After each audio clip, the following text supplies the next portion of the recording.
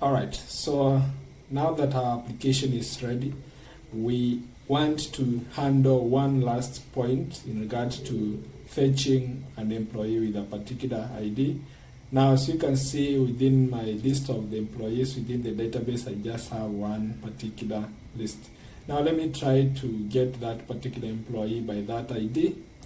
In that we have deleted, you can be able to see that ideally we are getting an internal server error, and because we threw this particular exception, runtime exception, employee not found, and then we just need to customize this particular message into a manner that will be okay for our users. So what we're going to do is go to the controller, and then we're going to create another particular class which is going to be a controller advice. So in this case, we just say this is going to be employee REST controller advice. So we are going to have this .java. It's a new class to enhance our application correspondence. And for us to annotate that this is going to be a REST controller device, what you're going to do is make use of at REST controller device annotation on top of it, and this will be able to denote this particular class to handle exceptions that occur within the application. So what I'm going to do is whenever we get any particular exception, we are going to return a custom response, a map of the JSON response, which is indicating the actual error that happened within that. So what I'm going to do is going to be at exception handler. So I'm going to make use of an exception handler. In this case, I need to specify, I'm going to specify the runtime exception. So whenever I find an exception which is of type runtime exception, I'm going to ideally deal with it accordingly. So in this case, we just to have a public map of string as the key, and then object as the value, and then in this case we are just to say handle runtime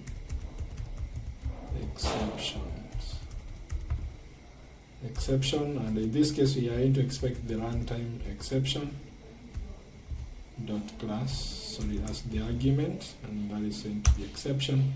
And then within this we are just to return a simple map. I need to import this particular map to be Java util, and then from here I need to just create a simple map, and in this case it's going to be map of string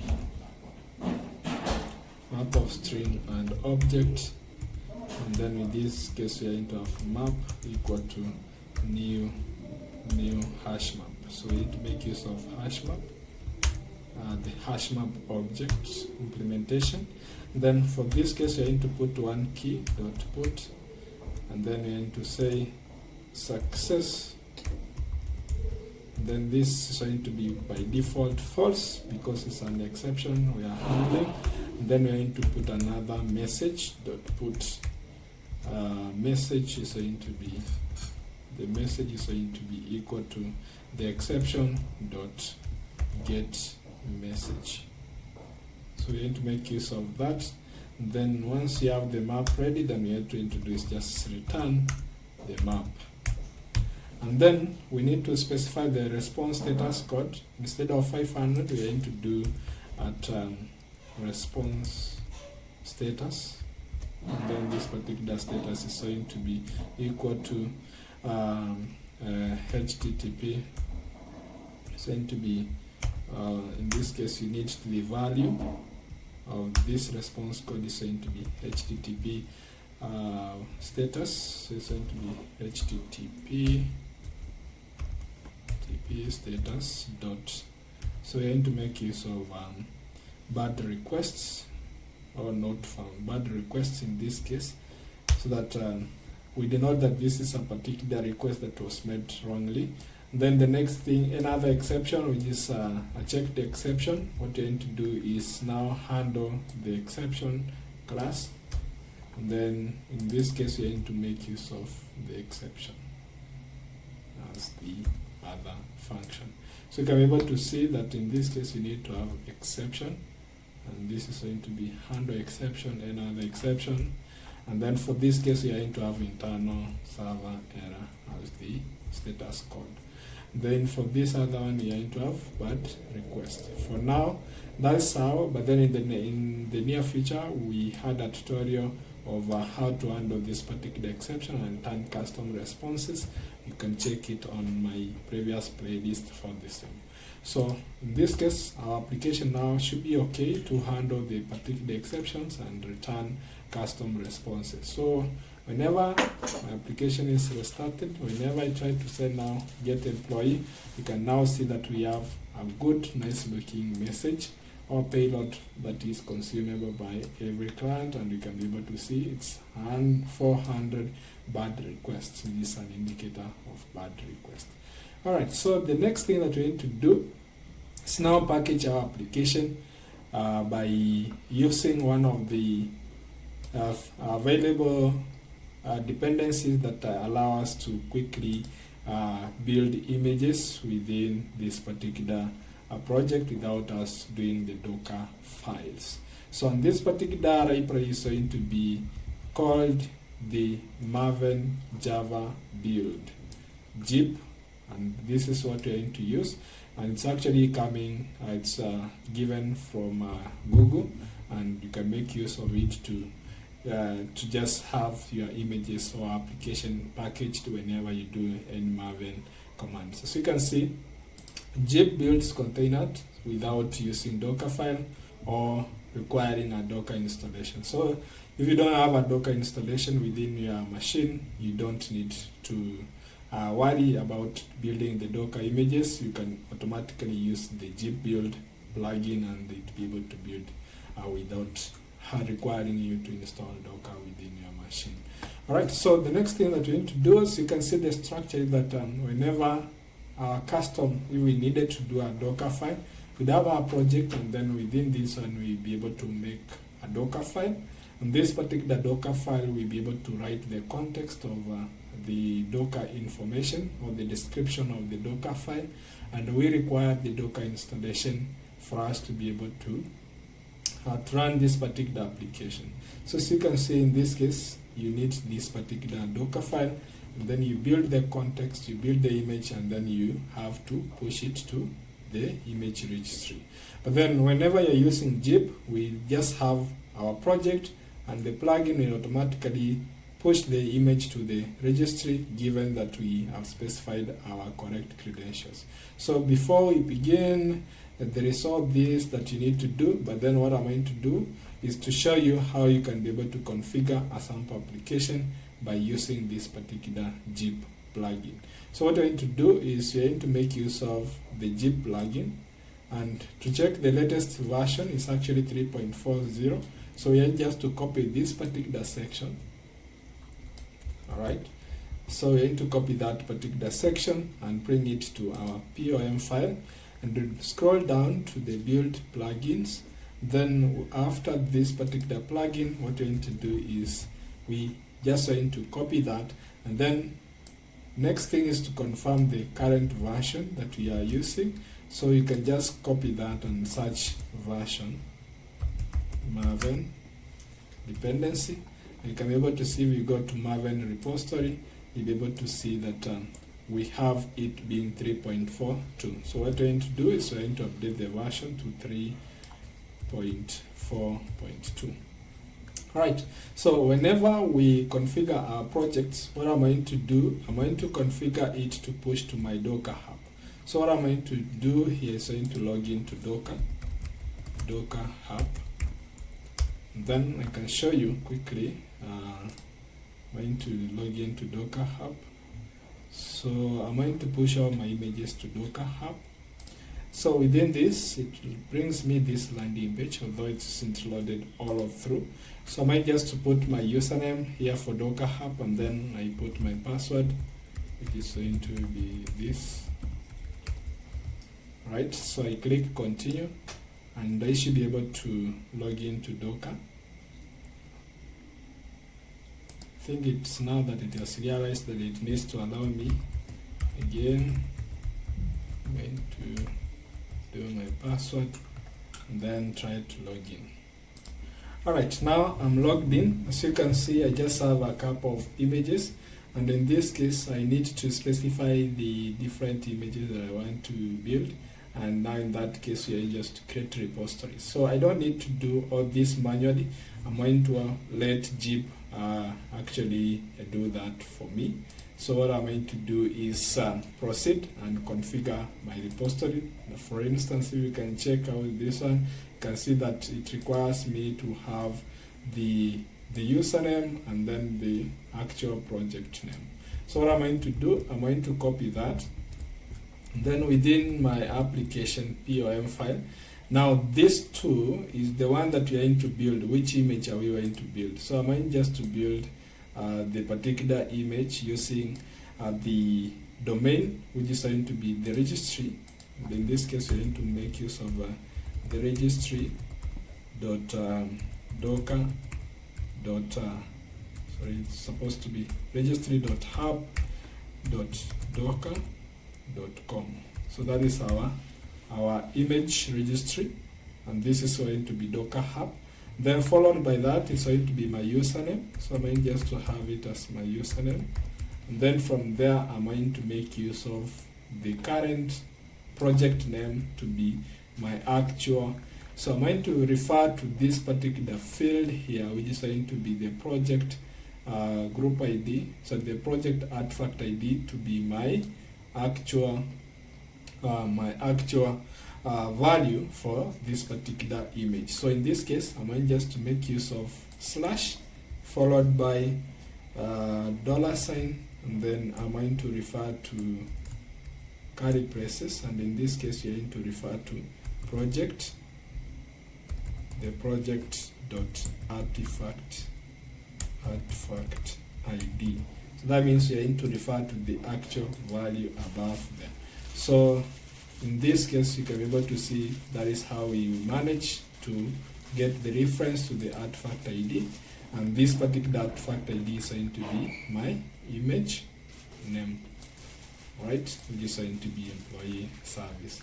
And then the other thing is that I'm going to tag it to be the version of the application I'm looking at. So in this case, I'm going just to version, using this particular version, I'm going to also tag that particular image to be that way. So I'm going to make use of colon, and then refer to the current version of my project, which is going to be again the same thing as project, then version. So you're going to refer to the version key. Alright, so that is how my image is going to be pushed. So I'm going to log into Docker Hub using my namespace. Then using this project name and version, I'm going to quickly push that particular image. Now, the next thing that we need to do is to configure the base image of our application. Because we are running Java, we need to make use of a base image. So what we're going to do is search for OpenJDK. So on OpenJDK, so we're going to search for OpenJDK 17. And in this case, we are base image, so we can just say base image. As a base image, I'm going to show you, if you open on OpenJDK, you'll be able to see that ideally this has been, there is a deprecation notice. So meaning it's not going to be there in future. So what I usually use in my application is actually Eclipse Template. So if I search that, I'm going to click on Eclipse Template, and then from there, you'll be able to see the different versions that are available for this particular project. So I'm going to click on tags. Alright, so on tags, I'm going to, because I'm dealing with JDK 17, so I'm going just to quickly run through JDK 17, and in this case, I'm going to make use of a simple JDK image. Let me see, JDK minimal. This is 11, so 17, minimal, 106, 108, minimal, and let me see. Yeah, so you can pick any tag here. So I'm going just to make use of this 17.0.119 JDK UBI minimal, and in this case that is what we're going to use for now. So I'm going just to specify my image. I specify a tag known as from, and then we are going to specify the image that we are going to use as our base. So in this case we are going to have image tag, and then in this tag we are going to just specify this is going to be Eclipse. So ideally you can pick this one as the name, so it's going to be Eclipse that way. So what we're going to do is going to be Eclipse Tamlin, and then 17 JDK minimum. That's what I'm going to use as my base image. Now the other question would be, how then do we know that we are done configuring this? So what I'm going to do is quickly let me format this correctly here. This should be pushed in a little bit, sorry, that way. So within this we are just to build this particular image and push it directly to my application. So I might just show you some things that you need to set within the application settings. So in this case we are going to show you a little bit. So you're going to have some password. Alright, so let me show you something here.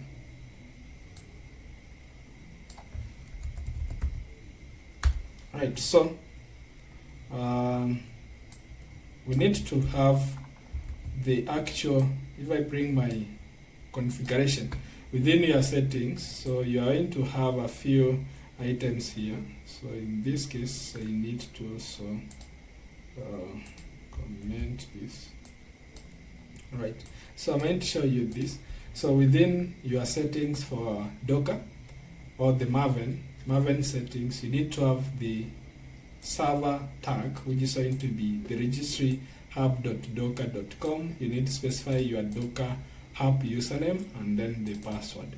So once all that is configured, then you'll be able to ensure that it's able to authenticate and push the image directly to Docker hub. So that's all you need to configure within your Maven settings to have that. So I might just to revert back to my passwords and then save that.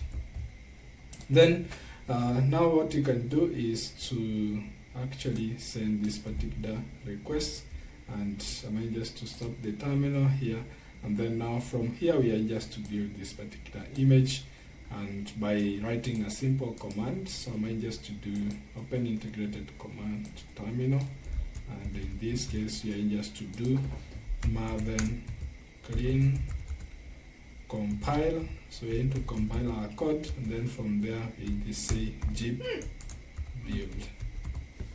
So we need to make use of maven clean compile, and then after that we need to make use of jib build, and this will be able to automatically package our image and our application, and then the image, and then push the code to the image to Docker hub. So let's just give it a moment and wait for it to finalize.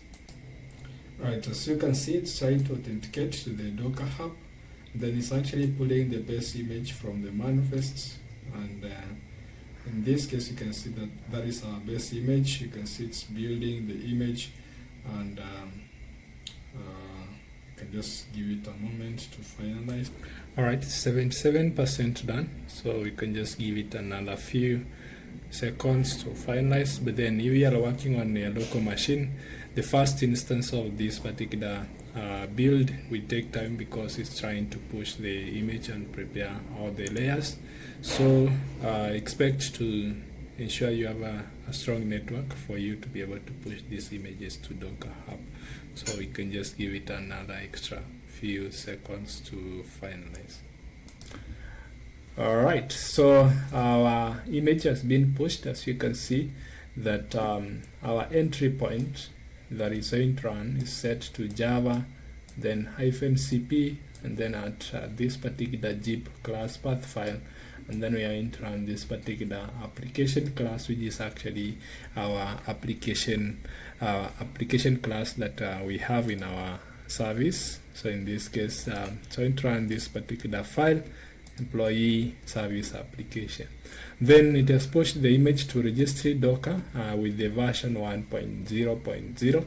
And in this case, what you're going to do is 100% complete. And you can see that we can head over now to Docker Hub and confirm that we have the new image. So what I'm going to do is just refresh here and confirm that we have the new image created. And you can see now at this point we have our employee, which is employee service packaged, and whenever we want it to, then we can be able to use the version 1.0.0, and this is the particular image that we have, and we'll be able now again to be able to have the image. So whenever you are working with this, if you want to try out this one, then you can be able to make use of the Docker compose file, or you can be able to run in any way using Docker environment, and then you'll be able to run that particular application. So that's all in regards to packaging using the build tool, and in this case we are using Jib build, and you can be able to also tie this particular one. So you need to specify some other, you can go through it whereby you're able to specify the from image and the to image, and then you can be able to see how then you can be able to proceed to customize. That is a highlight of how you can make use of this to speed up your development in terms of pushing the image to Docker Hub. And in this case, I'm going to try again and adjust the version alone, and then show you that we can be able now to have multiple versions of the same application by just changing this particular version, and this is going to be version 1.0.1, and I'm going to do that, and then again I'm going to do maven clean compile Jib build, and now for this particular instance it's going to take a little bit of a small amount of time, just push this image because the other layers have been pushed.